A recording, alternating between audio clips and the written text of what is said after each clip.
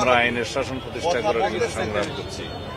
সেই জায়গায় দেখেছি যারা রেজিস্ট্রেশন পেয়েছে তাদের অনেকে আদালতের মাধ্যমে পেয়েছে, অনেকে হয়তো বিভিন্নভাবে তাদের যে ইলেকশন কমিশনের চাহিদা যেগুলো পূরণ করতে হয় মাঠ পর্যায়ে, জেলা পর্যায়ে এবং জেলা পর্যায়ে অফিস, এগুলো হয়তো তদন্তের মাধ্যমে এসছে, তাদের এগুলো চাহিদা পূরণ হয়েছে। কিন্তু আমজনতার পার্টি যতবারই আমি তাদের সাথে কথা বলেছি তারা জানিয়েছে তাদেরকে মাঠ পর্যায়ে যথেষ্ট হয়রানি করা হচ্ছে। উপজেলা অফিসগুলো যে স্থানীয় নির্বাচন কর্মকর্তারা, জেলা পর্যায়ের উপজেলা পর্যায়ের নির্বাচন কর্মকর্তারা তাদেরকে হয়রানি করেছে, হয়রানি শিকার হয়েছে।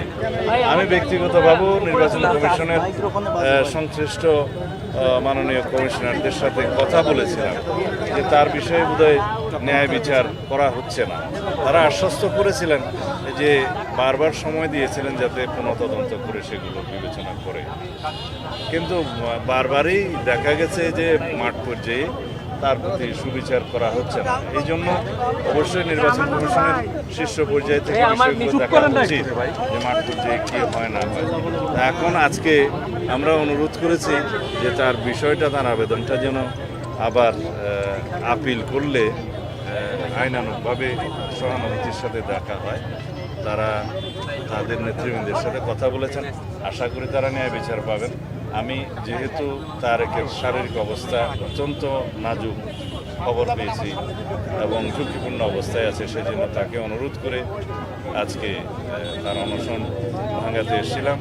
আমাদের কথা রেখেছে, সে অনশন ভঙ্গ করে এখন তাকে হাসপাতালে আইসিইউতে বোধহয় নিতে হবে। তাকে এটা কি বলে যেন নিবিড় পর্যবেক্ষণে রাখতে হবে। তার শারীরিক অবস্থা আসলেই খারাপ।